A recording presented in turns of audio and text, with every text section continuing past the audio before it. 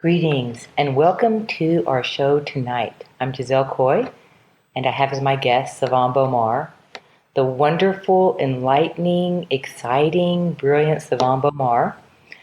And I have to tell you, I'm super excited. This is my second podcast with him.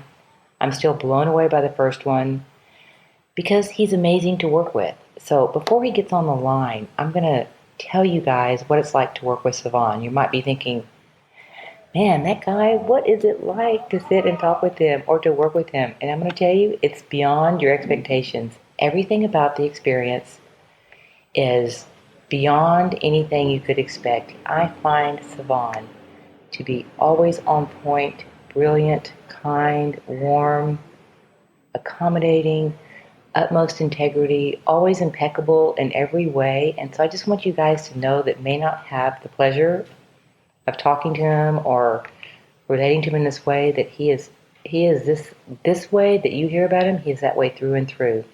And I think that's exciting and wonderful. I love seeing people living, working, and being in their mastery at all times. So anyway, just another thing. We won't tell him what we said about him, but that's the truth. Okay, our conversation began about 6 months ago when the Conscious Media Festival was born.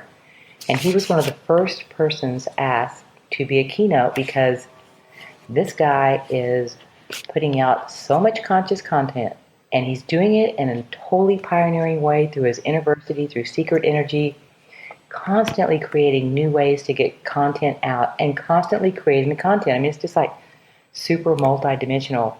So when we asked him to speak, he said yes. And so we began with a conversation about the conscious broadcaster. Well, as time has gone on, we have expanded that, and now we're just looking at it as well from an even bigger perspective, and that is from the perspective of the awakened creator. And what more fun thing to talk about with Sevan than creation, and we're going to get into that tonight. We've come up with a list of 7, I would say, qualities that we've identified that we're going to talk about and add to, and we also want you to know that at this moment, while you are listening, you're helping to create this podcast because there is a law in physics that says the observation affects the outcome. So just know that you're listening and your intention and your consciousness is helping to shape this podcast. So we thank you for adding your energy to it, no matter when you're listening to it. Okay, so this whole podcast tonight is sponsored by the Conscious Media Festival, which is only 22 days away. Can you believe it? I'm just like, whoa! There is a lot going on. It seems like there's just some sort of super excitement building. It's like people are coming on last minute. We just signed on Heather Sartrain from Cosmic Disclosure. If you're a Cosmic Disclosure fan on Gaia TV, Sandra Walter, the gatekeeper of Shasta, is coming. And in fact, I just heard from her today. She is going to offer the opportunity for a free ascension course if you attend the festival because she wants to meet you, but she's making this thing available to you if you are going to be here at the festival. So that's really pretty amazing. And we also have, if you haven't heard of the latest entries, we have a whole panel on disclosure with Mark Mueller, who's an attorney, with someone who used to work for 60 Minutes as an investigative journalist, and we have this whole whistleblowing panel. Mark is creating a culture to make whistleblowing safe, and so he is working from the legal field to help encourage and educate people how to do this, how to take conspiracy into action, how to move this, because one of our overlying themes of the whole festival is action. We already know we're going through huge change, but it's time for action. So that's one of the 3 main conversations going on. We also have Alexander Mazzoni, who will be interviewing Heather. We have Ron James, who is the founder of iVolve TV, and of course, Rion DeRowan.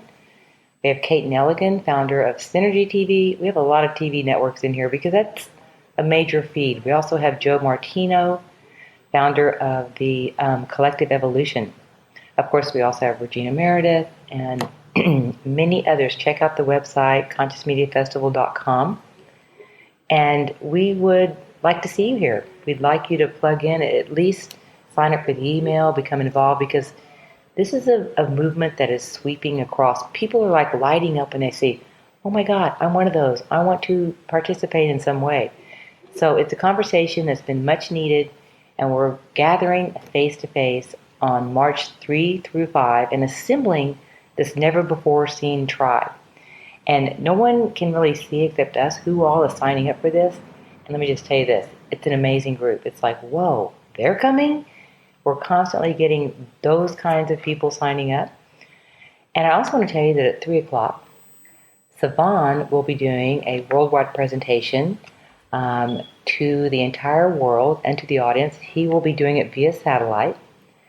And we're actually giving you extra time, Sevan, and we are also super excited. We were creating the sound list last night. We're gonna have like these dance songs before each speaker. We're like, okay, we need theme music for each person, and we spent a lot of time on this, and we had so much fun.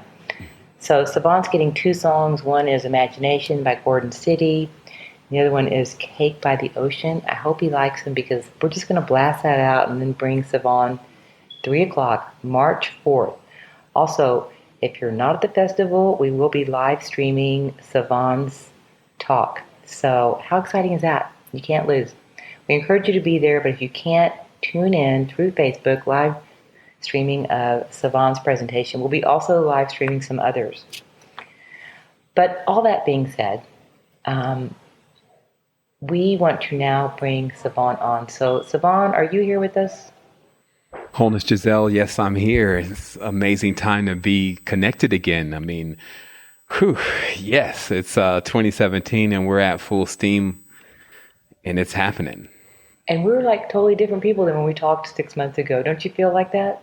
For sure. I always say to people, if you run into the same person when you meet me again, go in the other direction. Something's happening. Something's Oh my wrong. God. I That is mean, it's so true. The energy is really elevated. We have had so many gate openings, so many transitions, so much more light coming in. This is rapid acceleration, and we are right in the thick, messy, get it done part of it. Don't you agree? yeah, I mean, it's really demanding that, we connect both the worlds at this point. And there's a lot of physical work that's actually being done right now where many people are really just being called on their words. And that's why my favorite saying now is let my actions reflect my words. So everything that I've said for this last 6 or 7 years, let me see the full manifestation of those words come into fruition. And that's what, I'm working on and focusing my energy and my beam into. And so now, we're kind of out of the course part of our existence and we're now more into the being and the action. So it's like, okay, you learned enough about yourself. Now it's time for you to accept it and to go out into the world as that amazing being that you've been reading about and studying about when you look at your ancestors or, you want to understand the story of who you are and how you got here. The embodiment story. Yes. How are you going to embody that?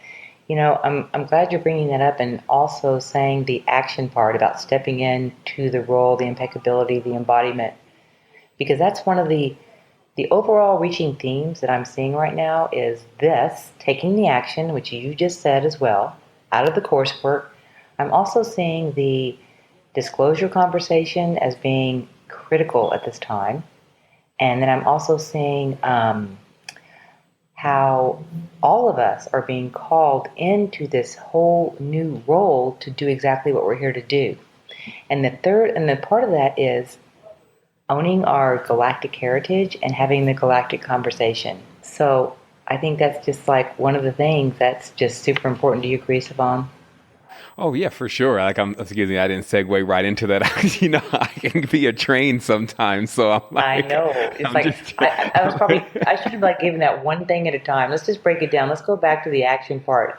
And I know that was like 3 hours on each one of those points that you could have gone. I know. No, it was rolling off so well, Giselle. I just, I really listen to what you say and, you're just so amazing at how you present things. And also, you've done an exceptional amount of work. I know when you're always on the end of being the host. So, sometimes you're hosting, you're basically serving the reality, whoever you're presenting. And so in that, sometimes people can neglect to see just the care and all the special time that's spent and the energy that's spent to someone who is doing something at the magnitude that you're doing it. And I commend you for especially bridging a lot of things. Like I got an invite on, I guess that was Instagram from Conscious Evolution. And I was like, man, Giselle is over there really making it happen. She's really, connecting the fiber and working her weave positively in this matrix to connect those of us that all belong to the same body together. And so this is a dynamic Thank you, Sevan. thing. Thank you. Oh, you're more than welcome. I don't think we can hear it enough. Like I was going to design this thing that just basically plays praise and mantras to you all day. Like you just wear it on your body and it's just ultrasound. So My God. nobody can hear it though. Because, of course somebody would be like, okay, that's too much. But that's just my mind going on a tangent. But I just really wanted to say, yes, this is something that, as we become more awake to what's actually happening in the reality, we'll also learn equally to appreciate those who are stepping into their roles and they're doing what they need to do. And then, of course, if we trust ourselves, we only need to look right in front of us to determine exactly what message is coming across and, and what we need to be paying attention to. And so it allows us to absorb the bit of every single moment that we're experiencing here on this. Wow. I mean, I think that we can ignore life a little bit because it's just such an enigma, meaning that there's so many unknowns and so many questions. We know that we can't ingest the complete thing all in one moment, maybe, but in between time, there's this process of us becoming more aware. And so today, I'm going to love to get into some dynamic tools that we can all begin to use to start to increase our qualities and of being a creator, to allow what we create to fully reflect who we are and to open up the throughputs. Like, if you just have a single bus, let's say in a computer, only so much data and so much accessibility can come down that bus. So when we open up the bus, then there's more to tune into and tap into. And we all face, some challenges, obviously, but we know now we're getting more weathered in this. But some of those challenges really steer around when you do something as unique as create conscious content and you're not going with the norm. This means that you do find challenges at time in finding templates, because, everyone uses templates. Everyone uses, advice. Everyone goes to certain things that they see and say, hey, you know what? I like that. That's how our whole existence is based. So anyone who believes that, they shouldn't be taking inspiration from others or they don't need mentors, and that's all a part of just the whole ego trip, and you eventually get over it, because even us taking a breath means that we've come into agreement with a massive, powerful energy, and it's working with us. And that's just in a breath. But, it's so much in a breath, right? So it's the same thing with this awakened creation, is starting to actually say, okay, here, what are my tools? What's close enough to what I'm doing that I can see going on and just out, in the industry, if you may, so that I can understand things like creating funnels. So I can understand things like the importance of spreading your reach and not just imagining that your message is going to spread its reach without you incorporating things like Facebook pixel and all these things that seem so contrary to maybe it's quote unquote the conscious mind at times, like, hey, why should I market? But at the same time, it actually is showing a vulnerability that we have to kind of putting ourselves right back into the same straitjacket that we just got out of with sometimes dogmatic traditions and rigid belief systems. You have to be very creative at what you're doing, but you also have to trust yourself to know that what you're doing is to ultimately bring people to bettering themselves. And so we have a slew of people that are endless to talk about that don't care anything about that, and they use these channels to reach the world and to reach, anyone who's holding certain devices. So in tense, we have to realize that, okay, well, if we had enough people that were, well, we have a lot of people doing great things, but if we could get what they're doing out in different formats, not just, hey, come and listen to them, but also come and join them. Or, here's a seminar where we're bringing all of them together, and here's something that they all co-created together. So when we start to think of it that way, now we're getting into the full capability of what it's like to truly be who we are. And that's the most interesting part about all this, is that I've come to learn that there is really nothing that we don't have within, truly.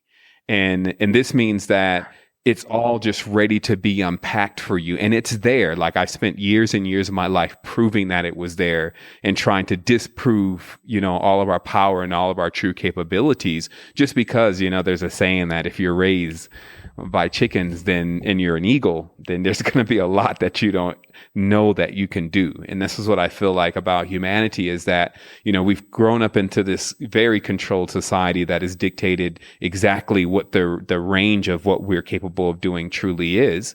And the truth is that that's not anywhere near close to all of our options. So that's so true. Yes. That's where I totally want to jump in just for a minute, because you touched on this fact about being called to action. You're stepping into, you're living it now.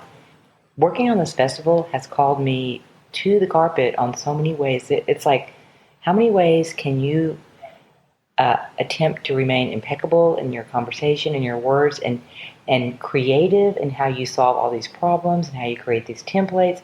This is like, I recommend this task for anyone that wants to have a huge challenge, because every day you're called to get to that point. And one of the things that helps me when I have those doubts or whatever, or slipping back into old patterns, is that the thought that, and this is what you said, the thought that, and I agree, when you realize you're an unlimited creator, there's nothing that's going to be a problem. It's like, okay, I'll wake up tomorrow and I'll solve this huge problem, no big deal. And when you realize you can actually create a solution to any problem, that's a whole other level of liberation. And that's kind of what the conversation is about tonight. Yes. And then, isn't that the most freeing thought? Like, I'm going to be honest, I was having anxiety, like, why am I doing this festival? How am I going to sell 300 tickets early on? And then I said, okay, this is just not going to work. We got to get over this kind of behavior, this thinking, the whole thing. And it wasn't until I truly got to that place where I trusted myself enough to know that we on this team can solve any problem. I'm like, okay, I'm free. Let's start creating. And that's when the floodgates opened. All these new people showed up. And I'm telling you, this tribe is one beautiful tribe. And people are going to come and meet, and it's going to be fun. This is like I talk about it being a galactic council meeting. I mean, you're coming here for a higher message, higher purpose, and you're bringing your higher self, and you're going to meet some higher level team members while you're here. Right. And that is the definition. If we looked up the definition last time, some people expect to, full on UFO to land over the building, and, and then how's everything going to be the same after that? Like, it doesn't even matter what was really discussed in the meeting. Everything is going to be changed after that. So of course people would love that. But truly, that's like, I call it like seeing the ants and missing the elephants, right? Yeah. And because what we're really in front of, when someone comes to deliver a message, is really a powerhouse, that a real power plant in itself, that we have the opportunity to either plug ourselves into and get ready to receive, or completely go monkey mind and start going into all these, dualistic thoughts and judgments about that person, right? Or in that space. Absolutely. And the interesting thing is, something that you mentioned about, somewhat of the anxiety when taking on very large projects. Everyone has to know that there was nobody who didn't have that, anything that was going to be major, have that point where they felt like backpedaling, even especially, let's think about when someone's going to make $1 billion deal. It's not like a light matter. So of course, through that whole process, there's almost going to be something installed that keeps saying, hey, maybe we shouldn't go through this. Hey, maybe we shouldn't go on with this. Imagine the risk, and all of that. And what I found is that when you tap into this zone, the all-knowing, as I call it, well, actually, it's not me calling it, it's the truth. So it's what everyone can refer to, but this all-knowing zone actually puts us into this position of actually entering the ultimate relaxation. And Mm. this is very interesting because, we've studied a lot, but we also have to sometimes go back to what we studied and see what was really going on. And one of the big things that was really going on in a lot of the most powerful people that were changing things and guiding things from positive to a negative level, it's just a blueprint, is this extreme relaxation when carrying out these kind of actions and activities that have these extremely high energetic magnitudes to them. And the purpose for that obviously is that when you become, like, Bruce said, be the water, my friend, when you become porous, right? Like, so how we exist, let me just give some backdrop here. How we exist as beings is very similar to the atoms and particles and molecules, et cetera, cells. And all those things that I even just named are not visible by the naked eye. So they're extremely small, but they're still measurable.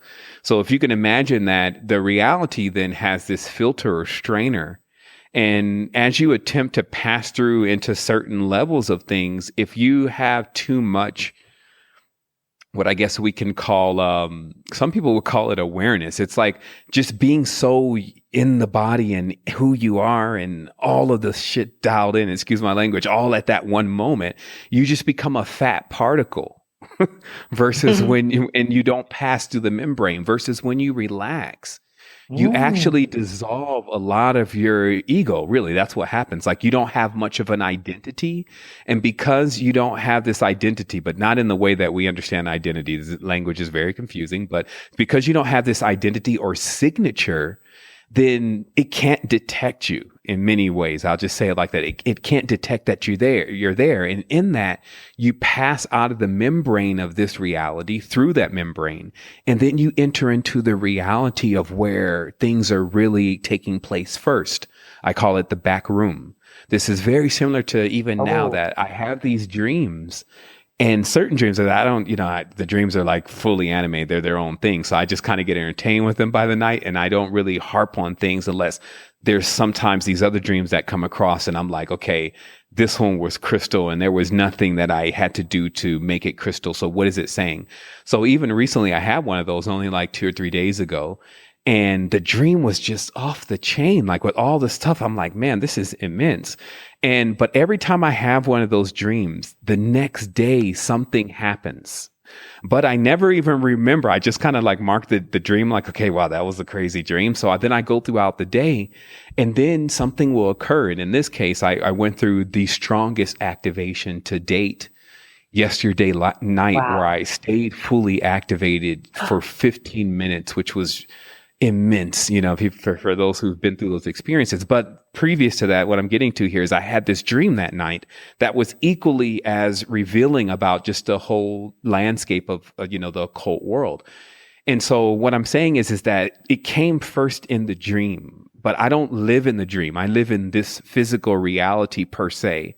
But this shows once again that actually wherever the dreams are, whatever that field is, that whatever that it's made out of, which is sound and light, is a space that if we learn how to get into that space, then we can actually begin to control what's happening here in this reality from that space. And of course, we do that actually naturally. So there's a lot of things that we're doing that anyway, but to have more control over it per se, or to be more aware of it, I guess that's the best way to put Oh, it, in yeah. order to how to move things around in order to create certain changes, or at least at minimum know what's actually coming and being able to benefit from what's coming. See, a lot of times when people look at what's coming, they often try to determine what's coming based on what negative is going to happen. Like, is something bad going to happen that I can maybe avert? Hmm. Like, when am I going to die? This is the kind of ideas of the future. When is the world going to be over? This is what people tend to tap the future knowledge database for. However, if you can switch that stage of thought and start to look at it as, actually, the more that I know about what's actually going to take place, the more I can prepare to receive all the energy and all of the essence of those moments. Now I'm tapping into that quantum field. Exactly. Just gonna jump in right here. I got a couple things to say. I'm going back to that state of relaxation when you relax in your unlimited self and you know that is happening. There's actually a book I saw the other day called The Gentle Art of Not Giving a Fuck. Excuse my language, but that's the book title. Okay, and isn't that a great title? And I saw it and I went, that's probably something. whatever self-help book. And I went, you know what? That's a Well, great title. the moment that a person judges that title, it shows them why they need the book. No, it's but, like, I need the but book. why do you Okay. care? And like then it, I've also been aware of course, I'm, trying to stay relaxed in the process I'm in, but I've also become aware of, and I've been working out a lot harder physically, and I've been around some really well-trained athletes, and I notice how there's something about the well-trained athlete that relaxes so well in their body that I love watching them and learning from them, because you know what? The deeper you go in the body, that's just deeper awareness and cognizance and everything, and every cell being all aligned and cognizant. So I wanted to make those 2 points, but the really big point, you're talking about the back room that you went into. I'm like, quantum field, which is our first thing we came up with about awakened creators access the quantum field. And we're going to talk about that. But what's really amazing is there's a guy on the planet, Dr. Joe Dispenza. He does a lot of brain work and teaches people how to access the quantum field. No joke. He has sold out conferences every weekend, and he teaches science plus the mystical aspect and puts it together. And these are for like, hard-hearted men who are like, I'm not going to buy that.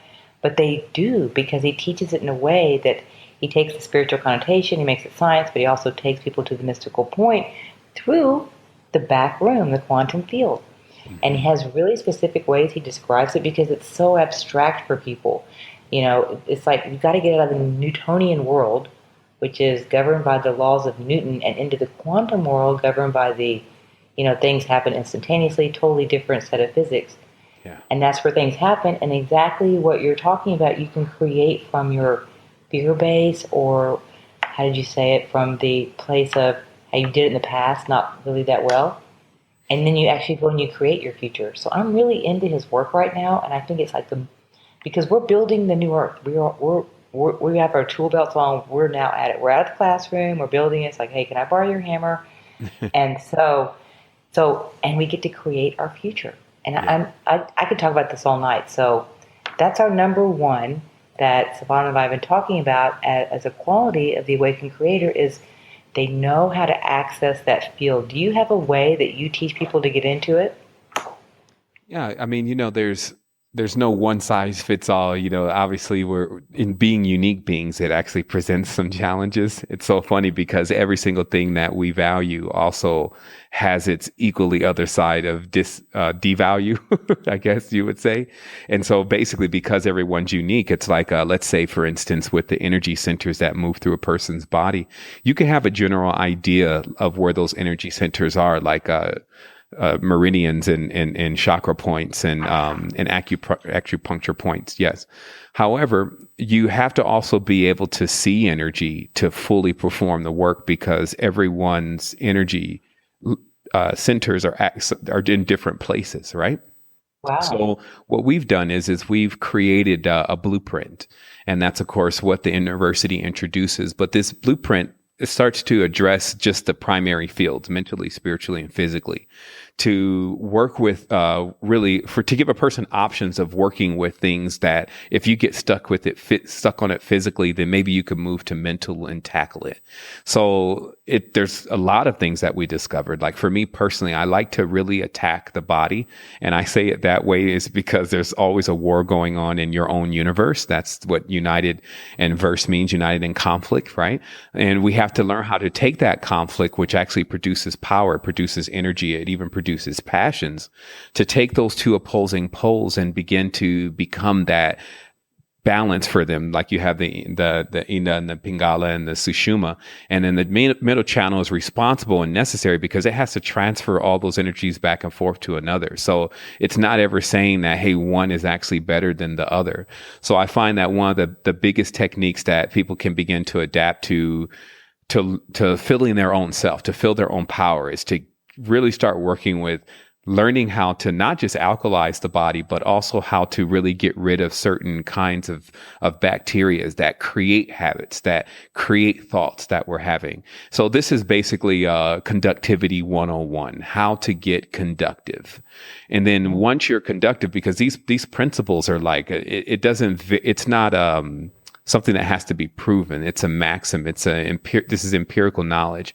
So if you're not highly conductive because you're more on the acidic side, then it means that that top area of like your antenna system cannot really function properly. Now, your lower areas, which are really based on the acidic side of things, will function well. But notice that a battery, like the one in the car, it has acids and alkalines in it. So what happens is that, if we've gone over that kind of knowledge before, like even stuff from the periodic table, and we've kind of frowned on that knowledge, like, oh my goodness, I don't want to learn that. That class is boring. Many of us have now need to start going back into that knowledge with our spiritual minds and start, reading between the lines and attaching things to their appropriate category. So that way we can benefit fully from the knowledge of light, which is what I've been calling what governs the fiery worlds, or the phi-based worlds, or what I know to be the fire bodies, as the human appears as a flaming fire on the astral plane when you see them. And that's the secret to a lot of the occult systems, is to understand that kind of knowledge. And of course, fire is very curvy. Even languages such as Arabic and ancient Hebrew were built on the flame and that spiral. And so we see that force. And then when you check out light always moves in these straight line beams, like lasers. Like there's literally all hard edges and it's very straight. So right there you have the two components, which is my new series of Fire and Light, of actually what is really going on in the world. So if I was to ever create a soap opera, I would call it Fire and Light because you would see these, these immense dramatic relationships play out. But the interesting part is that even in the indigenous cultures, like in the ancient times, the women were weaving most of the time. And what some of the particle physicists and things have learned now, those old ladies already knew as the warped, which was what went vertically on the weave, and the wept, what went parallel or horizontal on the weave. And what this means is that one are the humans and the other one are the connections that weave us all together. And that the loom itself was the cosmos, and the colors in the loom represented different states of thought and different modes of feeling. So again, when we just for one moment, just imagine that for some reason, someone doesn't already have all the knowledge just because they don't have a Hadron Collider or access to some massive guru or whatever. We would be wrong with those judgments because people have come to the realization of the matrix from different means. And now it's time for us to say, okay, that's your station. It's great. And what other people who have also are closer to coming into it that way, they can learn from you based on where you've gone from there. Like that's why you have mentors. And these are like echoes in many cases. These are like how you would see something smear or something leave a path or a groove. We get a chance to watch those paths and those grooves that are sometimes in this strange forest that we're in, but we know that it's been traveled before. So this gives us confidence that when we complete that path, that there will be some fulfillment in the end. And that's what, this is the grand experience that we're in now. And I'm just so glad that a lot of people are just getting into that part of it and not getting too distracted by, the system that we're still rapidly working on repairing. You know what? And also, I love your comment about the words from different means, because I think it's really important for all of us to know, as far as even accessing the quantum field, which is what a very highly desired state that we want to be able to go into and create our future and see and just linger in as much as possible, that everyone gets there differently. For example, some people close their eyes, they have a flashing light, they see geometric forms, and they travel through a tunnel. Some people feel the kundalini in their body. It's different for every single person, some through meditation, some randomly, some like sitting in the car and they had a spontaneous kundalini rising or a brain explosion of light that took them to this other dimension. And some people experience it as black space. Some people see it as crystal clear white space. It's very different. And that's one of the hardest things to teach people, because they're going to find their own accessibility to this zone. Do you agree with that? Most definitely. I was just thinking about that yesterday, though, but there's just so many ways. Some people have done it actually through Tantra. Some people have done it through DMT. Totally. Some people have actually done it through sorrow. and some never stop doing it. Like, you get people still that come into the world and they can see the other plane already. So there was nothing to start to try to gain again. So, and this is, again, it's something that we now need to learn how to be appreciative of, like, but we are coming out of, this ultra dogmatic system that, it really frowns on such things. And this generation has really been trained that way. And even though they don't want to live that way, they do that automatically because it's been in the TV, it was in Disney, it's in all the programming. So they have to deprogram that. And it rears its nasty head all the time, though. It's like balance is not something that you just obtain and then it's over with. It's something that you have to keep all the time. So you can find, if you get off your balance, and the moon and the sun and all that, it's a roller coaster. So you got to constantly readjust yourself. But you can find at times going back into the old ways of thinking and being when you're trying to judge someone for maybe how they're saying things. Like overall now it's because you're still would be using kind of like the brain, which is like the key to judging it. That's why it has those two poles and then the corpus callosum in the middle. But if you go into a whole nother state of yourself, a state that's much more balanced, it's not saying that you agree with what everyone is saying, but it's really easy for you to feel what is the lesson, because there will always be one. Even if it's, hey, did you notice that everyone is saying that same thing? What is the root to that? So there's something to learn and to gain there, but we also have to be willing to catch that morsel. Sometimes I have to listen to things for 3 hours of just grueling. I know this already. And then one little morsel will come out and I'll be like in this eureka moment. And I think that that's a deep diver. That's a miner. That's a person who is used to the process of how to extract and do synthesis in a reality. And again, we're using chemical terms, but notice how that in this reality that if you juice or if you synthesize or if you refine pretty much anything in this reality, you get such a pure component of energy. And again, speaking of energy, since everything is energy, this means that there's actually no lack of energy. And this has become my major epiphany lately about how there's this constant persuasion that we're running out.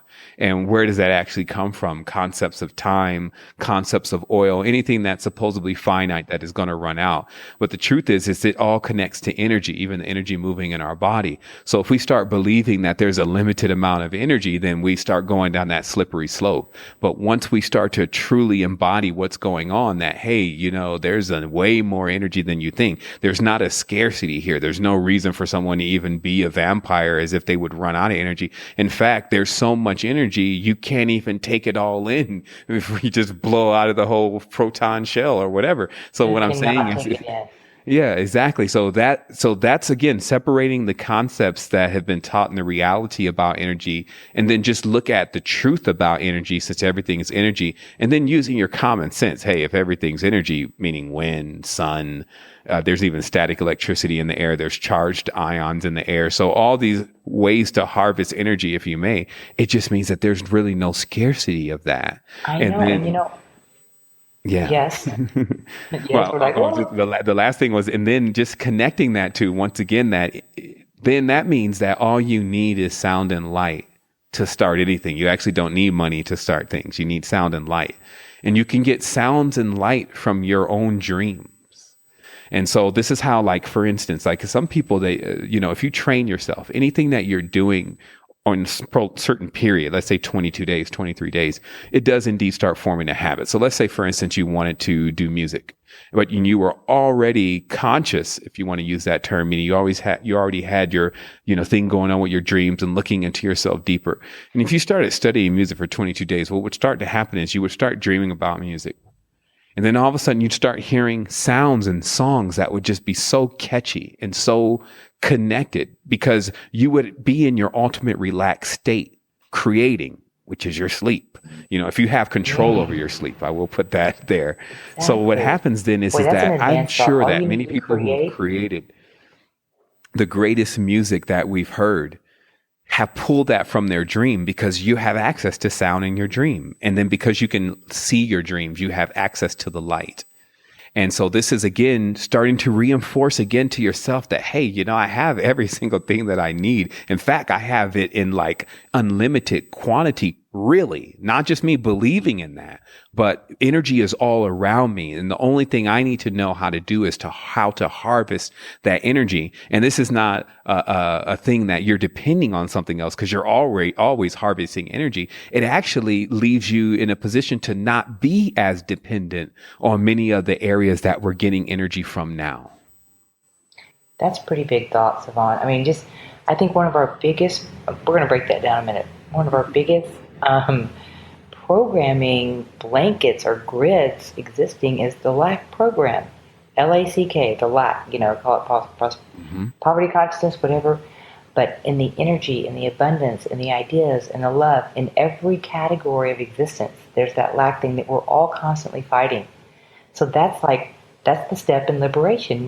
When every step you make that obliterates some kind of lack in your life, amazing. And then if you go all the way, this is like kind of like the top of the pyramid, where you've eliminated all limiting beliefs, which is lack, and then you realize that all you need is sound and light to create. That's advanced level. I'm just going to say that's awesome and advanced Yeah. level. And I think people are doing that today, obviously.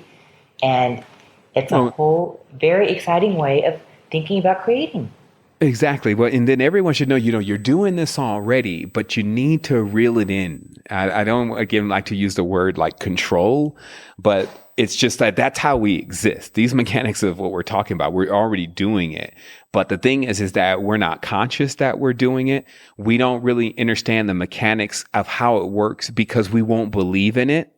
Not because we need to go and study it about how it works. That helps, but if you don't, you can study it all you want, but if you don't believe in it, like think about that. There's a lot of classes out there to go and do Reiki and all that kind of stuff, but who would study something like that, but not believe in it? Because if they didn't believe in it, it would never work. And so that's where I was saying about there's this point that you get to, and that's where the door of the all knowing is that when you accept it. It's like when you accept who you are, like if you've done a lot of research about your ancestors, and then every time you keep searching, and this is not saying stop searching, but listen to what I'm saying. Every time you keep searching, you're literally sending this message out that's saying, I don't know who they are. And I don't know my connection to them. And the reason why is if I ask you, where is the tissue? It means that I don't know where the tissue is. So every time I pick up a book and I say, who were my ancestors? That means I don't know who my ancestors are. So it's not to bag on anyone, but it's just saying this is the action that you're subconsciously programming to yourself. So after you've done that for, let's say 3-4 years, you've read about, depends on, what your racial profile is, but, you may have read about the Druids and you may have read about the Kemetans. Then you may have even read and figured out that the Kemetans were the Druids. And then so after you've connected all that, now you've gone down the complete King's list and you've got all the netters laid out and you have all the saints there and then the angels lined up to their corresponding days. At a certain point, it has to click for you that, wait a minute, what I'm writing about and what I'm studying is about me, but I'm not doing it that way. I'm doing it from outside of me. I'm not being it. And the issue with that is that you can never summon the level of confidence and faith to pull off the full miracle. Because this would be like a king that wakes up or a queen that wakes up every single morning and questions why they're king and queen. And they have to imagine how horrible it would be. So you'd stare in the mirror like, so how did I get here again? And, so why am I king? And then you would walk out. And if you carried yourself that way, none of the people that were depending on you, none of the things that you needed to do, none of that could even happen because you would be so unsure of yourself. It would be so noticeable by everyone. Like, hey, I don't think that should be the king. So what I'm saying is that kings and queens, and we're just using this as an archetypical idea, kings and queens don't move with the level of insurity. What they do is they're fully confident about what's going on and what they're about and who they are. They embody that. So this is the next stage for many people is to say, you know what? Okay, close the book. I am the ancestor. now I'm going to live in this power. And they'll find that their confidence will rapidly begin to increase. This confidence has nothing to do with ego. It's more like the pride that you see within your own species and within the development of your own self. And then that starts to really increase, your overall acceptability of the experience. And then once that's like knocking down the giant though. There's other things smaller things you can start with. But if you can get that one together, then you start tapping into, okay, well, so I'm already this. So then you start conserving a lot of energy, because a lot of things that you keep looking back into and keep questioning, those just fall down like dominoes. It's like, okay, yeah, I'm that too. And I understand that too. And that's what gets you closer to this action. And this action comes with so much power and confidence.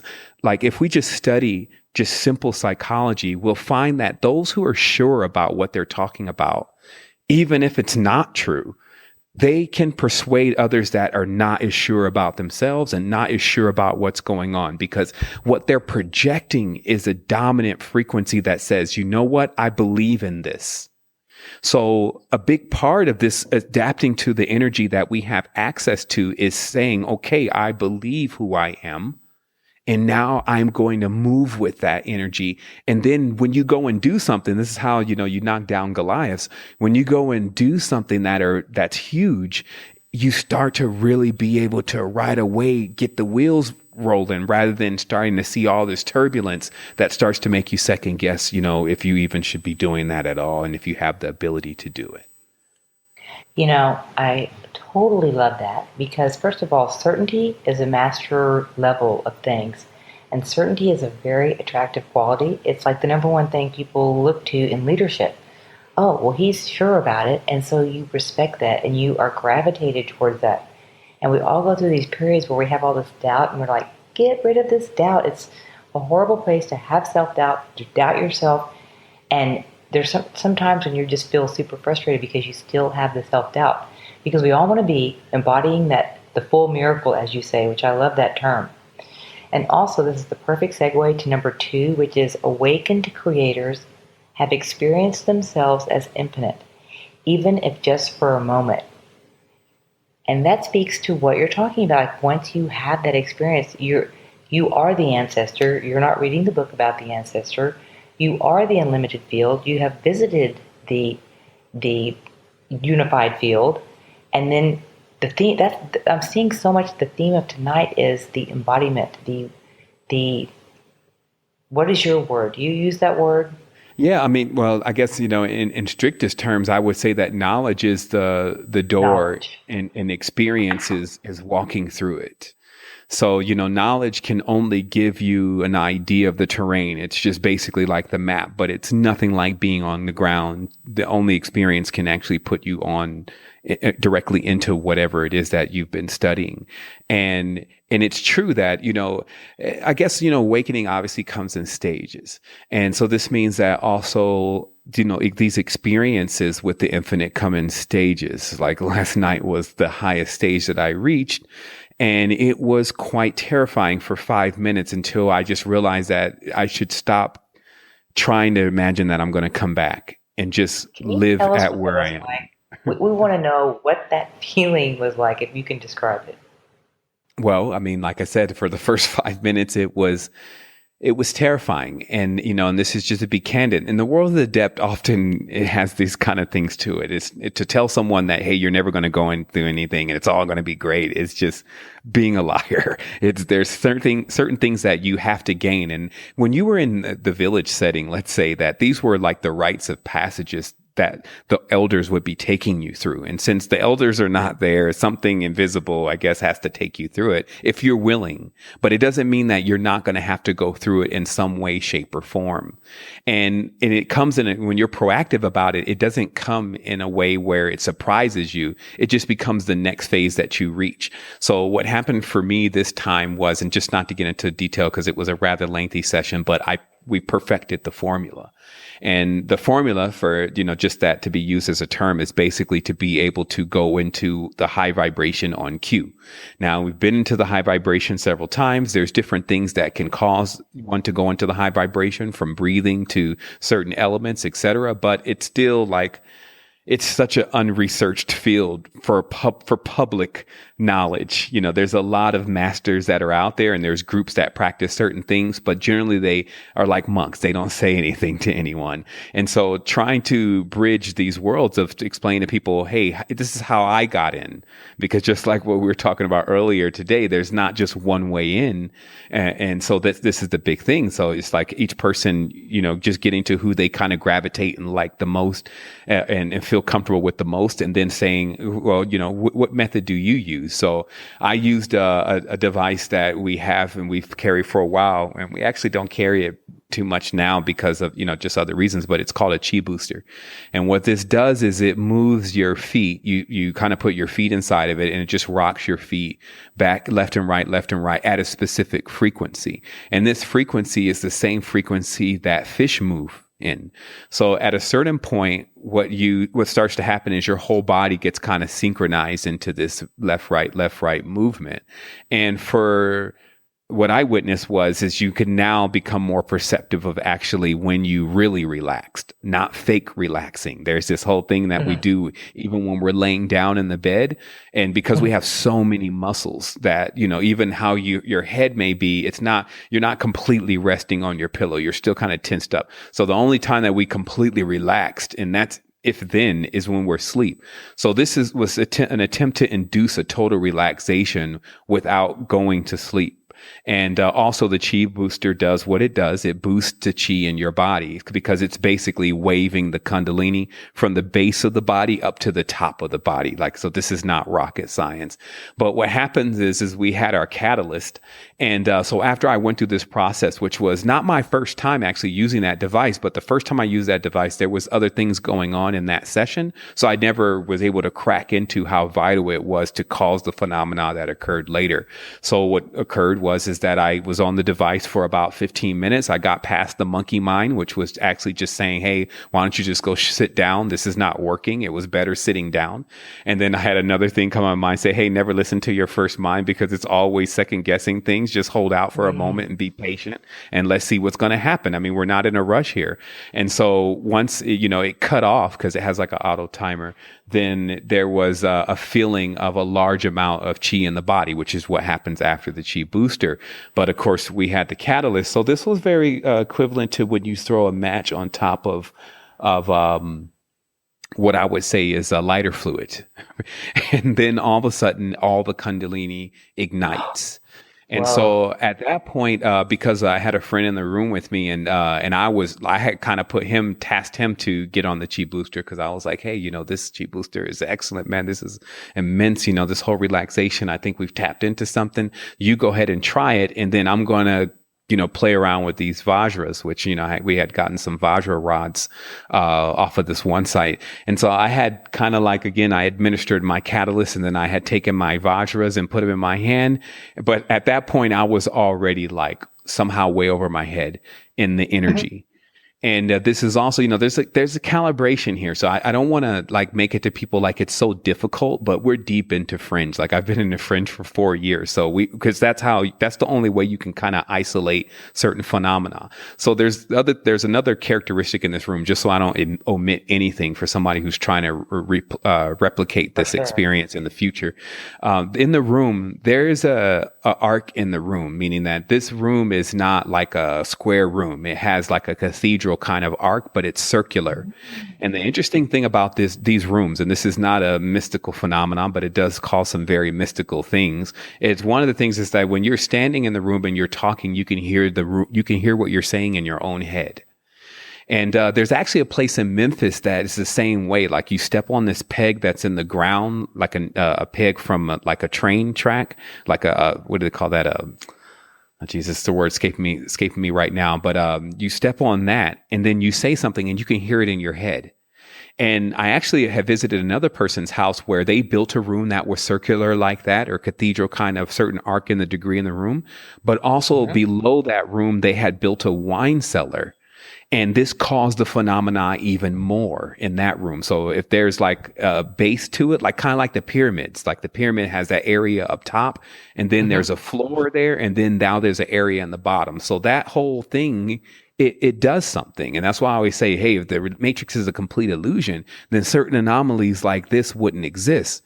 There would be no definite mechanics, but something about the arc that's in this roof causes this phenomenon to where you hear your voice in your head. So the And they reason have why it in the Pantheon in Rome too. There's certain exactly, architectural it's wonders that have it. exactly. So that's what it is. So, the place that I'm in now, they built some parts of the house like that, 2 rooms mainly. So one of the rooms we do these journeys in. So long story short, what I know happened is somehow we got the whole room to vibrate on this frequency. So that way the whole everything was just vibrating on the same frequency.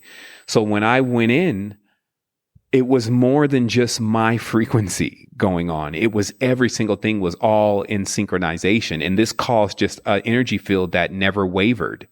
Versus Wow. normally when we use the catalyst, you go up and, you poke your head out of the reality for a moment and then you come back down.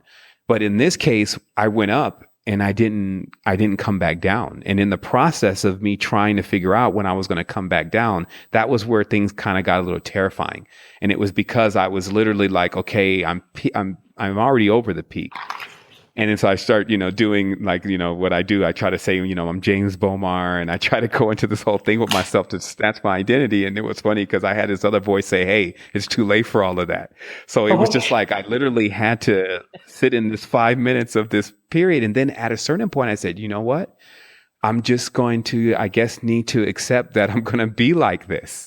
And then I noticed around me, there wasn't really anything to actually be afraid of. Now you're talking to someone who's been in 100 and something times. So this kind of lets you know it's degrees to this kind of thing of accepting your own power at this magnitude, because this magnitude is, if there's anything to see, it has to kind of be brought to you in a very, it's a procedure, and we all are going through this in certain ways. And so it's just because there's no place to go and get it done. Like, we're not going to go to Delphi, we're not going to go to Egypt, and then we're just going to stand in line somewhere and they go, okay, window number 2 now. It doesn't work like that. It's like invisible college, right? So it's only going to take you through the procedures as you're, going through your progress. So this was my time now to see what it's like to be fully activated for 15 minutes. And with no wavering or feeling like you're even coming down, and then having to accept that you actually have now gone to the Godhead state. And see, the interesting thing is I was still in my room. I was in my sanctuary, basically. But I'm sure, like, the last time that I started feeling that kind of energy and I was able to get myself out of it, I was out in the jungle. And I had tapped into the waterfall frequency, and it started doing that same thing. It was taking me up higher and higher and more than I was comfortable with going. And at a certain point, my vision, like what you were seeing, where you see all the plants and all the stuff that's there in the jungle just merging towards you. And it's actually just going to go inside of you. And so I know for sure that this is also, for a real shaman, this is what they go through. They actually take in nature completely, and they go through a full integration. So after I didn't allow the full integration to take place, that takes time to be able to go through that point. So, so this is what we're talking about. This is why I know a lot of things, because, remember, this is not my first rodeo, and why I'm able to confirm certain things, because I don't just do that. There's a lot of people, they just get into, these journeys, and they don't learn how to connect what they're experiencing in the journey and ground it, which is what the physical reality truly is. It's an anchor. And that's why the anchor is the ancient symbol of the goddess. And that's the anchor in the chasm or the abyss. It's the only place it's one of the places that's stable, right?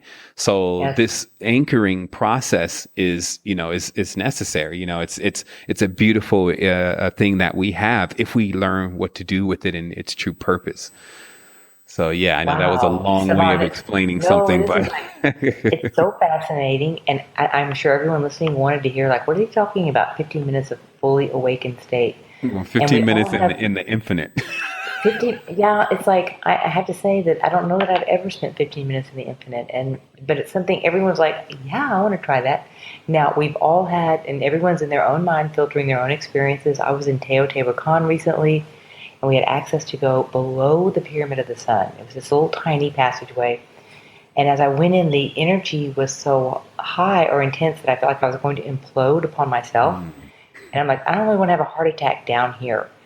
And I don't know, and I liken that a lot to the energy, that imploding feeling of turning Hmm. into like a black hole. You're just going to disappear inside yourself.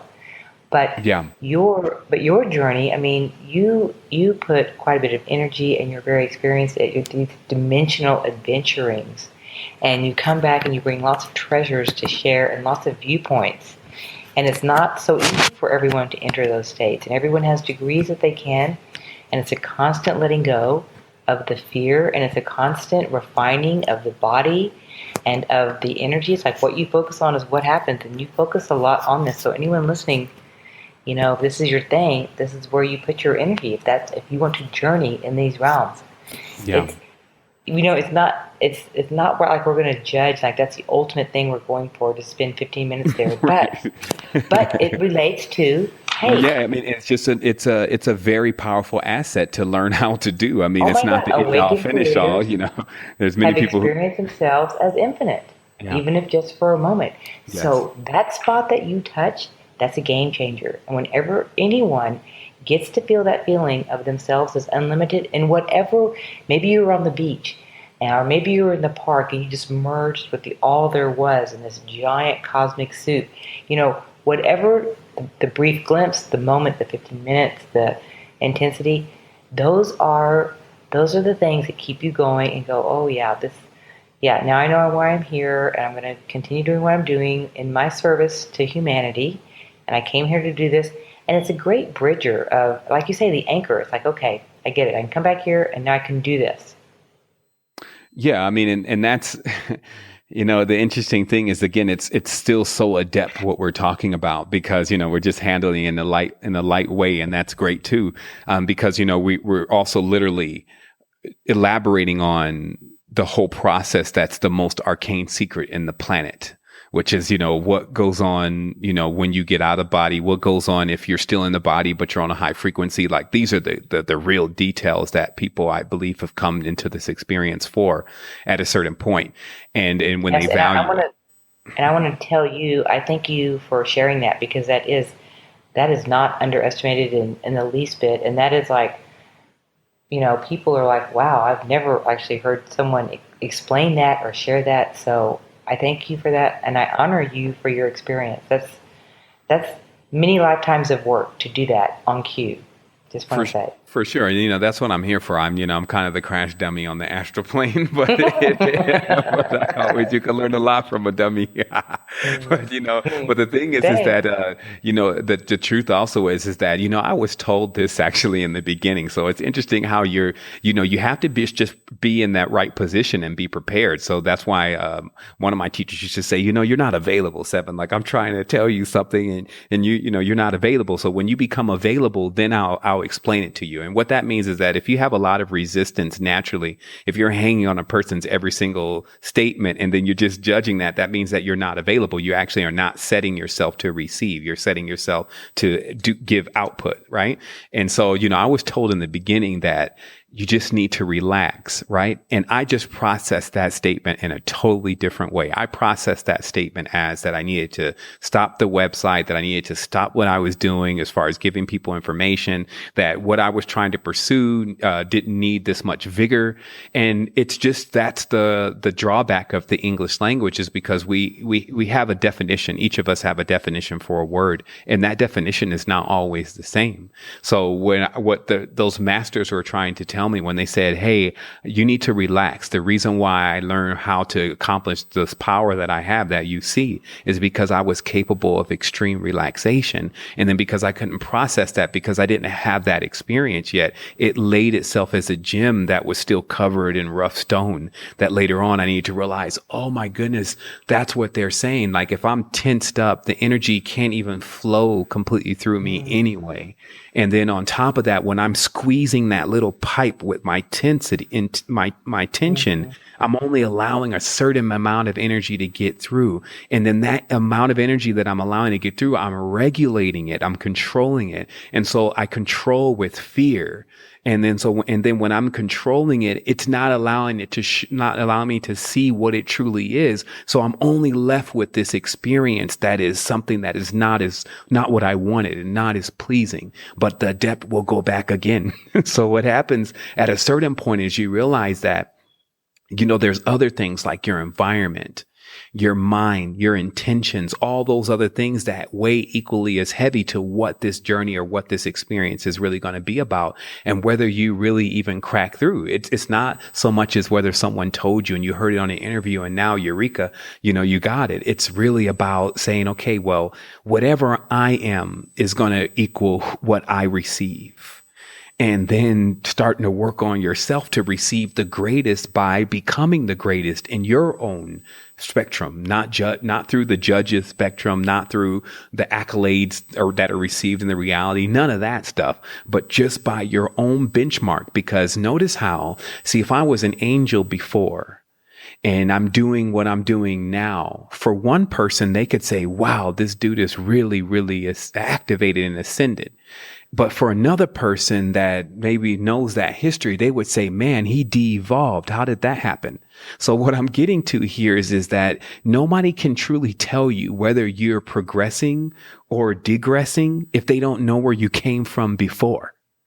So if we're constantly looking at people around us to determine and get the thumbs up that, hey, you're doing well, that's the worst place to look, because they don't even know where you came from initially. They wouldn't know where you did what you were really about. And then even deeper than that, many of us don't know what we were about. Like, we're on this massive grab for basically getting our DNA reactivated, and again, learning what the ego can do while, spending a lifetime with a bunch of chickens. So this is the time. This is the time that we're doing that. But it's important to adapt to that, to not look at this as just entertainment and look at this as just something that, okay, that's a good thing today. I learned that. And, it's just like a robotic way of getting into things. It's take the essence of what's being delivered, because there's something very important about why you're receiving this essence right now. And then take this now as the only time that you need. That's how I push power into the scenario. Like, for me, I don't need any more lives. I have no interest in really coming back, and I'm not afraid of death at all. And it's just because whatever it is whatever it's going to be, because I'm going to go in full magnitude through all of it, and I never will end. And then when you go with that, it creates a certain field around you, versus if you're constantly beating up on yourself and feeling a negative, it's only a magnet. It's just going to attract. And that seems like it's so basic. It's like, yeah, that's the basic to The Secret. And that's the basic to all these other different systems. But the interesting thing is what's often omitted is how basic something can be, but we do it all the time. Like in one level of knowledge, it talks about how there are other life forms. I mean, newsflash, there are other life forms. Okay, accept it. And some of them are in gamma rays, the gamma frequency. Some are in the infrared frequencies, and they got to eat. Just like right now, I got to go get some vegetables here in a moment. I got to go get some water here in a moment. So there's a consumption that is taking place that no matter how guilty you want to feel about it, if you're judging yourself, it's not going to stop it from happening. So what I'm driving home here is that there's other things that just, they need food. And what we give off, the essence of the true human being, the gem, if we get juiced, we give off in our emotional reflections, which have nothing to do with our relaxation. In our emotional reflections, we give off an orb that looks like a toroidal spiral coming right from our body when we have a strong emotional expression, especially when it's anger, when it's hatred, when it's fear. And all those things do is they consume that.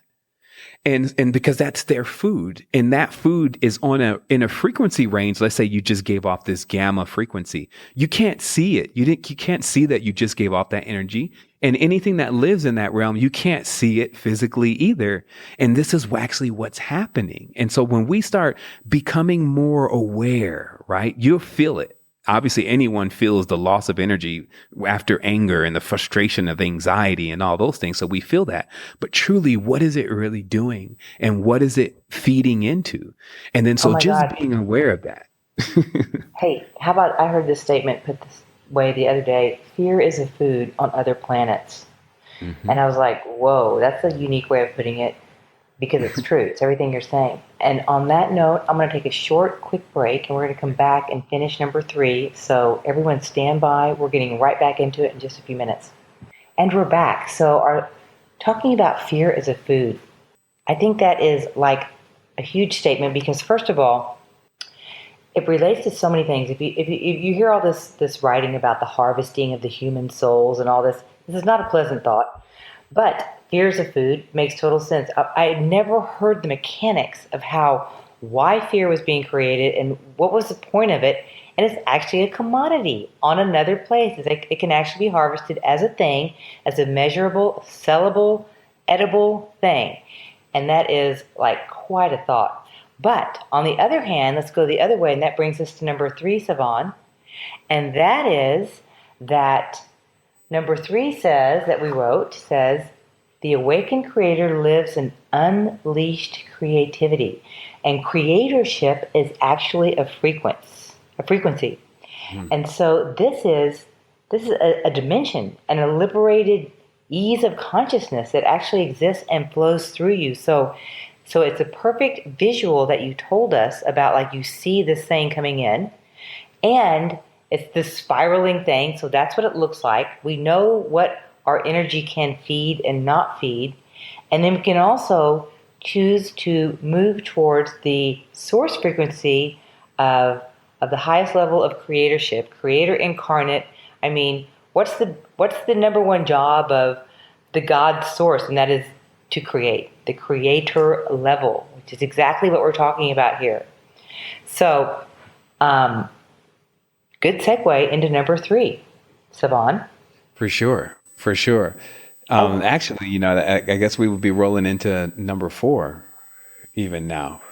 And I will let everybody know, since now that we're on the train, like the train is flowing, we're going to start connecting in these next 3 that we have, or 3 or 4 that we have, connecting how everything that we talked about in this conversation thus far, it now connects to all these maxims, because that's what I really see them as, is that, understanding, like, one, you have to be able to access that quantum field. You need to be able to relax to get into that space.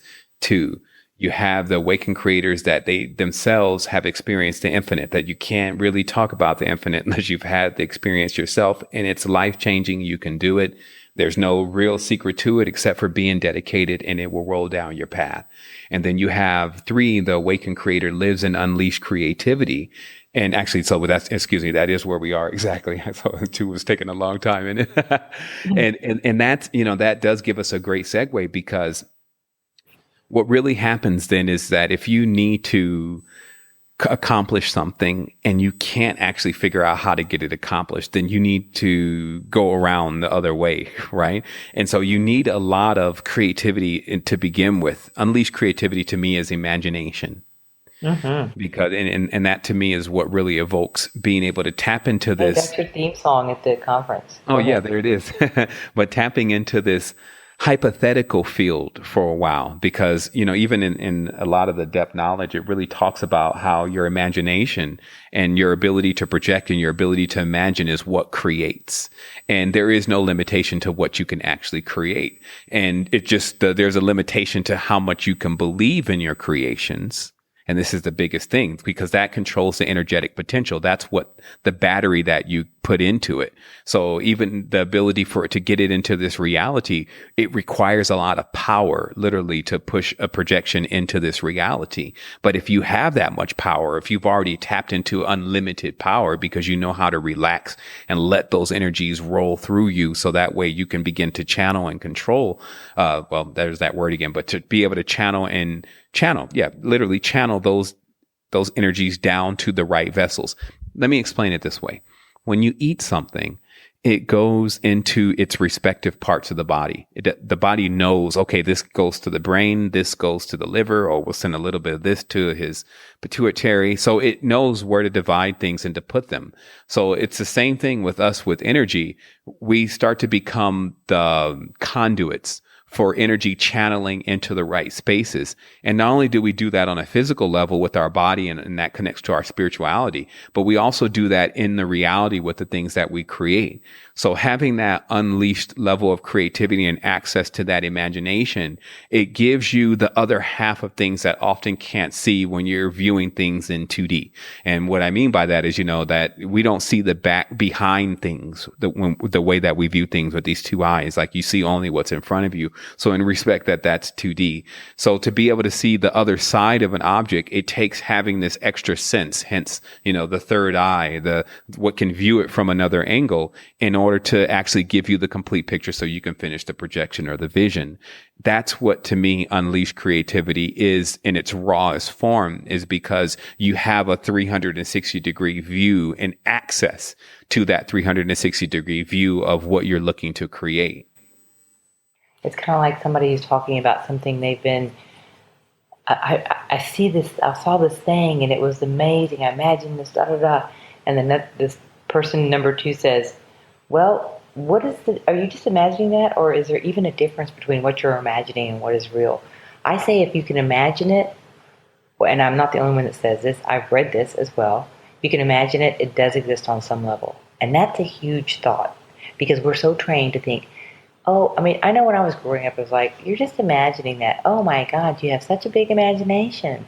And taught that, that's not real. You have to discard that. You have to get into reality, which is a terrible thought. But we've all been conditioned like that. And so I love where you're going with this, that, the deeper, wider, farther 360 degree that you can imagine, it does exist on some level. If you can see it in your mind's eye, it is existing in the quantum field.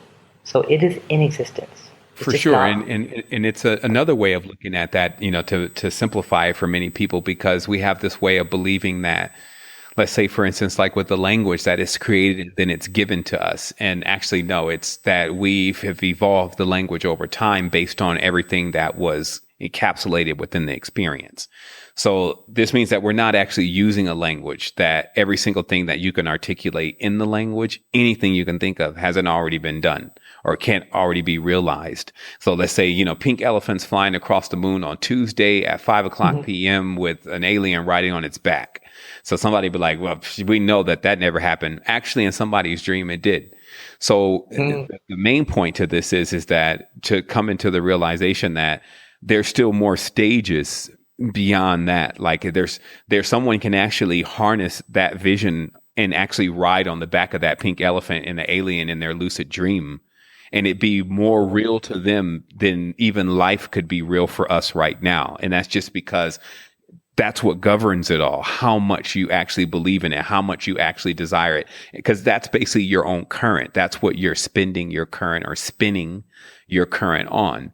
And so having a high level of spin, a high level of creativity allows one to, basically spew out strange looking geometry into the reality that people will still, in some tense, believe never happened or is not possible, because they're probably squares, but the geometry won't be so far off that, some other advanced being coming and look at it can't say, oh, you're using trapezoidal pentagram. And we stopped using that. We're kind of just on a fractal based system now. So it's just like, having that, you got to have, that's what I mean also by that creativity, because some people say, well, that kind of imagination is fanciful. No, actually what I did was I just drove around the serious part to get back to where it connects to facts. And that's what imagination is used for. Because, if we didn't have it, then much of what we would be seeing in front of us wouldn't even exist, because somebody wouldn't have ventured out to try to imagine it. But here's the thing. And, I don't want to use that word, but, because it's the behind of it, but this is what we're talking about. It's the behind the scenes, though, is a programmed reality that keeps people in a safe zone. So that way they don't start realizing that it is anything you think it is. And our only output for that, how we vent or exhaust that steam that's created from us not being able to express that all the time in the physical reality, is our dreams.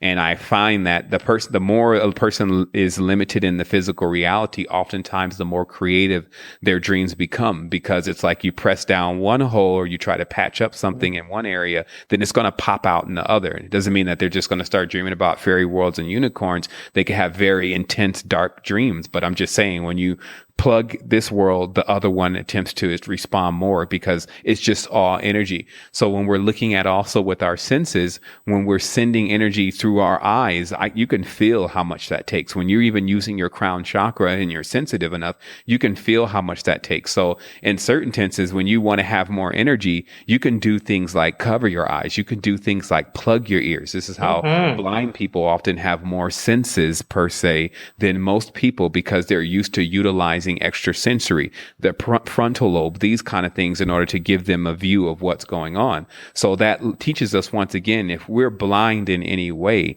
then we can see in another. And that's what I was saying about, if you have that tri-merged blueprint, you're going to go mind, body, soul. If for some reason, like, man, I'm just not getting this done on my spirit, well, let's go at the body then. And then you'll find this area, as long as you know how to connect the as above, so below connection, you'll have this area that you'll say, okay, well, yeah, I could just tackle this on the physical plane.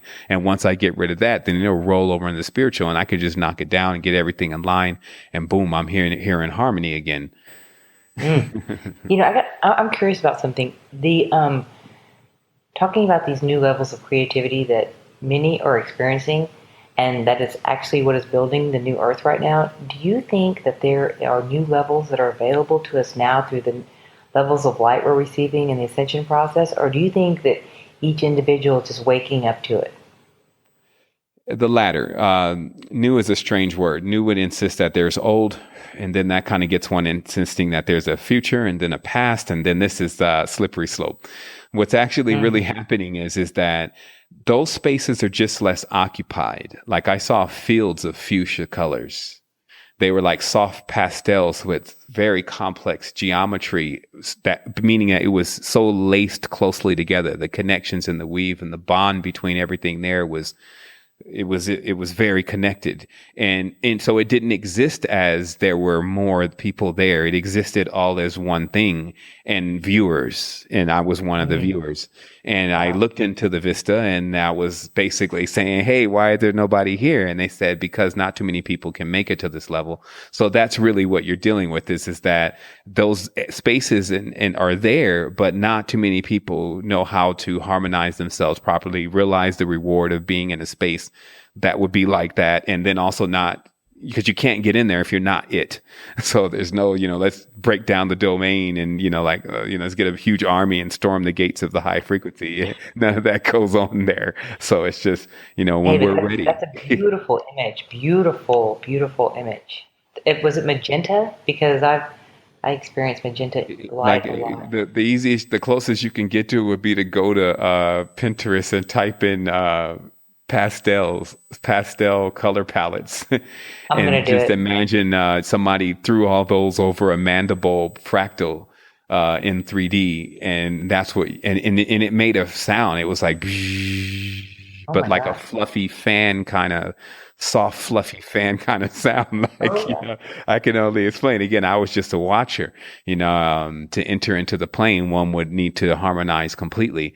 And because that kind of energy for us is a little bit foreign, we need to learn how to ingest those foods, as a meat eater would need to learn how to eat some vegetables or some raw foods. Yes. Beautiful. And as a side note, I want to mention, you talked about, and I agree with this, that is, covering your eyes. I always meditate with a mask on, and so many people are having so many good results entering the quantum field through float tanks. Yeah. Because you're cutting off a lot of your sensory experience, and the more you cut off, the deeper you'll go. So almost everybody knows that listening, but it's always a good reminder. Yes. And listen, since we spent so much time on 2, we're going to pass up 3 and go to 4.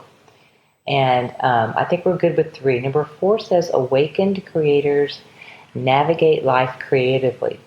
And this is the notion that that people can find a solution to everything, and it's like there's still a human aspect to this whole thing, but they have it's like a micro navigational system that comes into effect. Like you think you've got this down, but oh no, there's a whole subtle level of refinement, of tweaking down to the micro level in thought, deed, action, and word, spirit, body, mind, and soul that is unending. And so this navigation of mastery and of refinement just doesn't end. And you just learn how to navigate that. And you also can be a human having a weird day as well.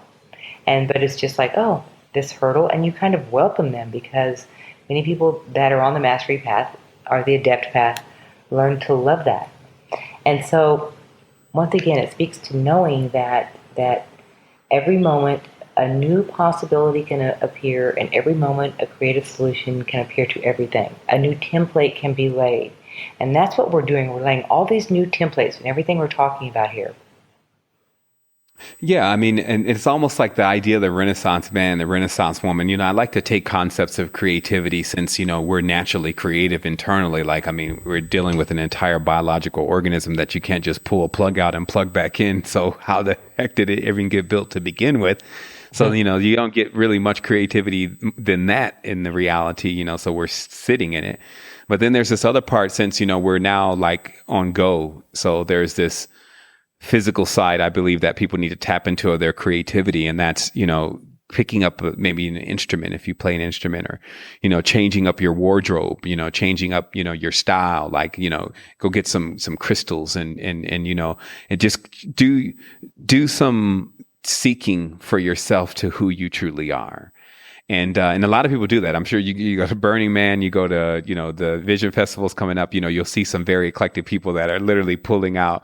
Like when I walked in the place, I saw a fairy, I saw a Nord, I saw a Hun, and all of them were just dancing together. And it's just because, it's very interesting to when you can, because everything is extension of us. So it's like the geometry within itself of what you have around you. And what really serves you. Like, and what I mean by that is because we have many different things that we take on as intangible or inorganic objects. A car is an inorganic object. A necklace is an inorganic object. And it's just because that's what it really is. Metals are inorganic. And in that term, it doesn't mean that it's not real. It just means that it is there. It is on another frequency. So in this frequency, it has lended itself for you to possess it, that you can have it with you.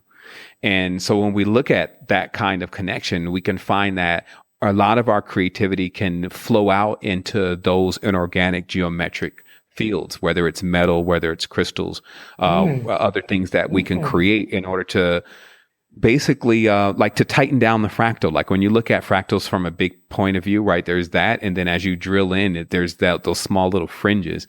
And I find that in the reality, the things that you develop around you in your environment, even the physical objects, become the direct fringes or extensions to your geometric style. And so this is like, when you see some of the people, especially within the 50s and the 60s and in the 70s, you saw a large flare of creativity because all of the mentors were like that. Each person was challenged to develop something original, versus, of course, now there's more of the opposite, where there's these stereotypes or archetypes that are delivered in the reality, and you need to go down those channels. And so this is how we kind of gain back the part of us that also has fun in this matrix by remembering the regalia. Totally.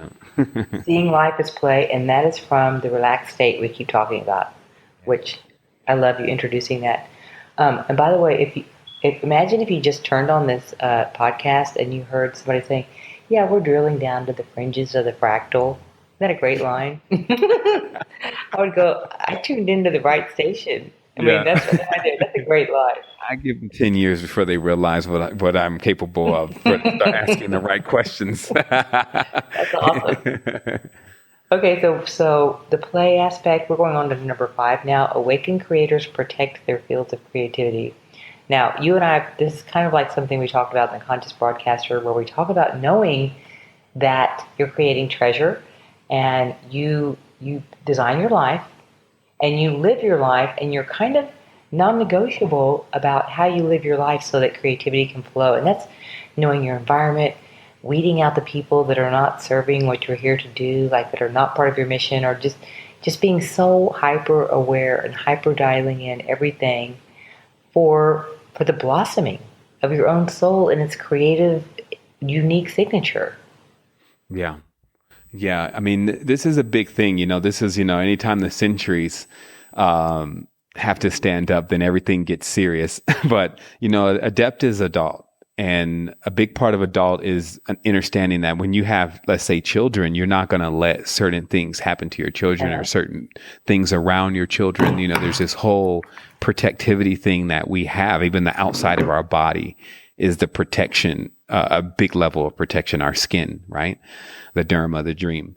And so the thing is that when we start looking deep into what I would say podcast, I guess I could put it like this. Are you learning your lessons? Because there's this whole side that we have to be. And that's why they say that, we have two different types of creations within us. I call it fire and light, but in every tenses, they think totally different at times. And that's why you have to be the balance to make the adept or the dull decision. Because let's say some people are very relaxed, and that's great to be when you're by yourself. Let's say relaxed in the sense to they don't care who's really around them and what that person is doing. They may not even have really that many objectives of what they need to accomplish. They don't even believe in that kind of thing. They just believe in going with the flow. They may have already something set up, like their own institute or something like that. So it's just kind of flowing like around their own place, right? And because there's a time and place for everything, if you set your sanctum up like that, then you want to live there, then do what you want. But when you take on certain responsibilities, like let's say, for instance, you're going to try to deliver the message to the open populace, not even to just specific group, just your open populace. Now you have to realize that, well, you're the one that said you were going to do that. So you now need to know everything that comes with that. So when you go and embark on being the creator to create things in this reality, you're accepting an immense mantle.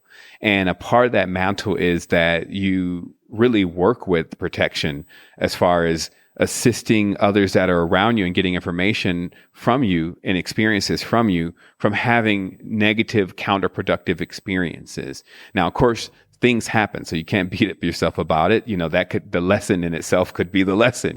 This is a very paradoxical reality. And that's actually before I even finish this part about the fields of creativity, is to also tell people the main thing that you'll see with anyone that is a real teacher is you'll often see hypocritical type of behavior and statements. And this is because the reality is a paradox.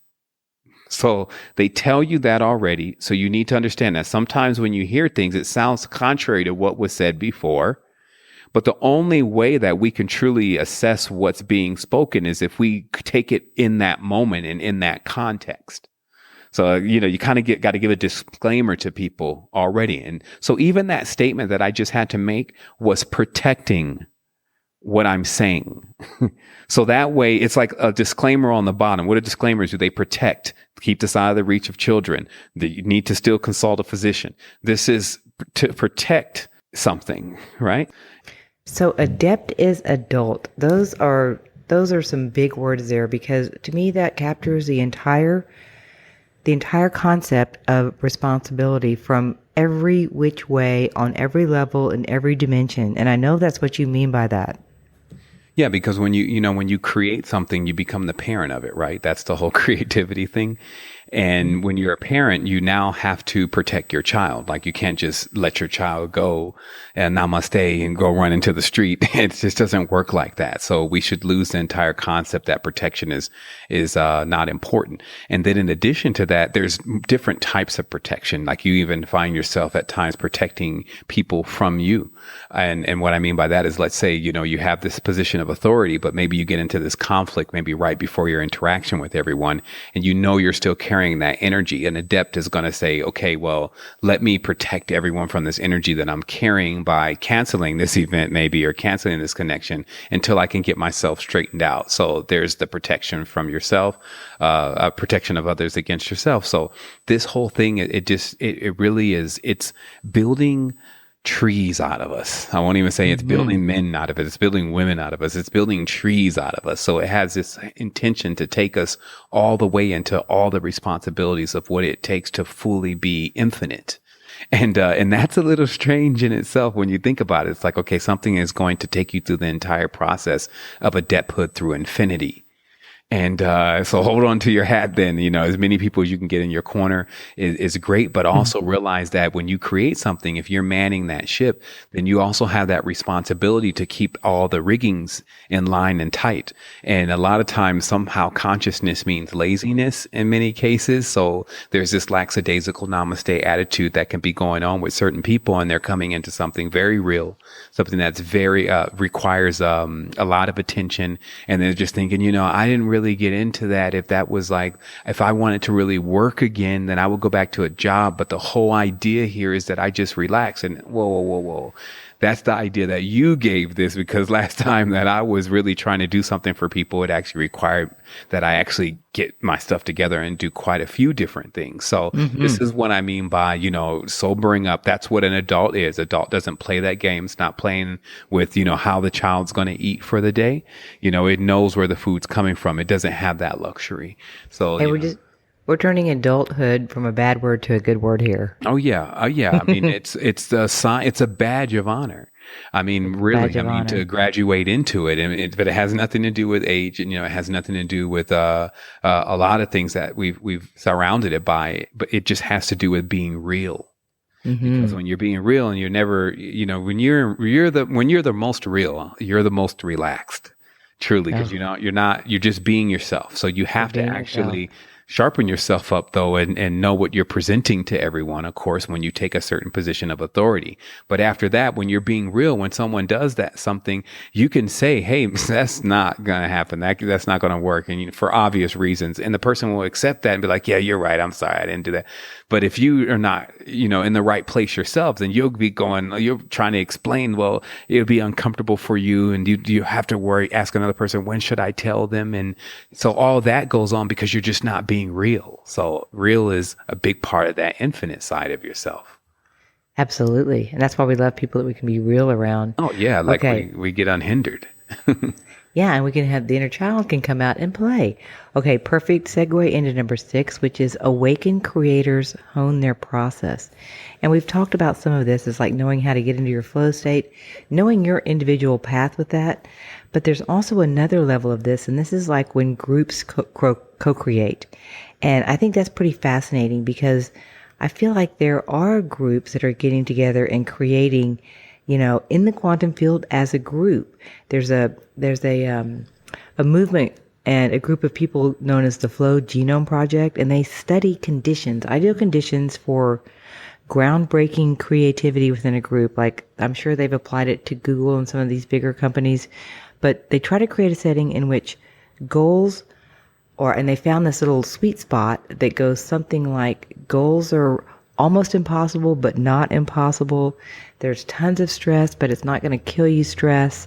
You're isolated in a certain area with a certain number of people. And so away from distractions and any other input. And they have actually got this down to a formula of honing a group, quantum jump creative process. And I love that idea. And that's what I call really getting with your team. Yeah. Yeah. And we were just discussing this a few days ago, me and some members of the team, about when you really start cycling the energy with everyone and getting everyone out of things that they don't like doing. Which is the whole big purpose of the team, is because, obviously for a while you may have to go dolo. You may find yourself wearing a lot of hats. And in that process, you'll notice there's things that you really don't like doing. And that's just for all of us. So I've noticed that in the festival. Yeah. Oh my God. It's like new levels of that have come forward. Yeah. So, but there's always someone where that's just their thing. And so, developing and holding in the process is also a big part of, getting the right tools even around you and the right. I have this old segment that I did on this talk that was internal yesterday, but day before yesterday, excuse me, but it was just about productivity tools and always how to stay on the lookout for them, because there's like a new one. It's called Koji. We always drop some productivity tools here on How do you spell that? Together. It's COGI. And what this, and you can get that in any app store. You can type in Koji, audio, and then you'll find it, just so just if there's any more Kojis out there. But this Koji, what it does is it allows you to, and this is just a simple productivity tool, but let's say, for instance, we're having a meeting, we're brainstorming. And it's, we're in this meeting for 3 or 4 hours and several things were brought up. And then now when we're done, we'll say, okay, so you got the recording of the meeting? All right, yeah, I got the recording. So I'm going to go ahead and review this.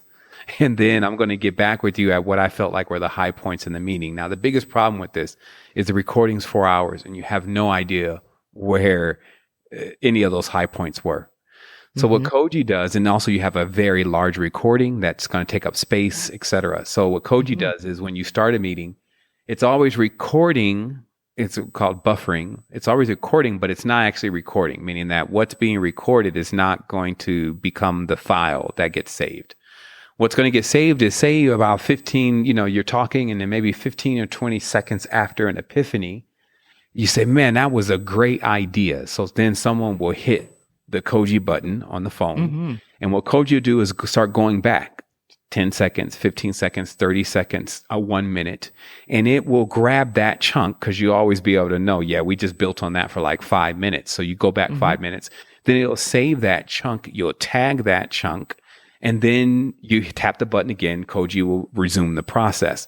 Now, the important part of working with something like that in a group where there's constant ideas being brainstormed, but there's also those huge segments of just improductivity that is needed to actually get to a solid idea, then you end up with just the files of the creative ideas and them tagged properly so that way you know how to sort through them. So you can immediately go right into your next process of basically giving at least everyone a bullet list of what was the main topics of what was discussed and now what needs to be worked on. Bam. So that changes things in the dynamic of a meeting and, trying to get something together. So that's just another example of honing this this creative process with productivity and also just with anything that's around you and realizing even within your own technique, like that you can actually begin to spend the time that's necessary to maybe teach yourself something or to get better at something that you already are engaging in. So there you go, honing in that process. You introduced a lot of we both talked about some practical applications in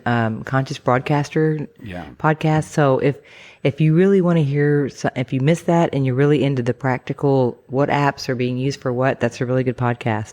Yeah, it is. Okay, I'm honing it down now to number 7, and that is awakened creators are building our new earth. And what I love about this idea is what we're talking about is you. If you are listening to this podcast, your help building, if you even have an interest in this, your consciousness is part of this team. We're all working on this together. Sevan and I are just happen to be the ones that are just like got the river guide tool right now, but the whole thing is we're all doing it together. And all these little things, our level of creativity now is allowing this. And worlds are exploding and blowing up and becoming, look at Sevan. The other night he had 15 minutes in a completely activated state. Things are changing, people. Right. If that's happening, we're gathering the conscious media tribe that is going to help. My belief is that one of the biggest influences on humanity is our devices and the media. We're all glued to our devices. So if we can start putting some positive, soulful nutrition through that versus poison, that's what we want to do. We want to tip the scales of this giant influencer of mankind known as media. And it's a bigger subject than I think people even realize that we've even begun to talk about. So building our new earth, and this is systems. This is like the people making the pyramids. This is all the tech that's being made. Those tools that you were talking about for your activating state, it's like some people have never heard of those things. So it's happening, and I just want to tell everyone that we're all doing this together, and that's what these podcasts are about. Sharing tools, ideas, secrets, vulnerabilities, strengths, breakthroughs, everything that means something to us. This is meaningful work. And I like doing it with this team, and I'm feeling everyone that is part of this. And I just want to take a moment to honor you and appreciate you. Yes, we do indeed appreciate you. It would have never got me this far if there wasn't at least one person that was, there and saying, hey, this is really helping me. And it shows you how much we need each other.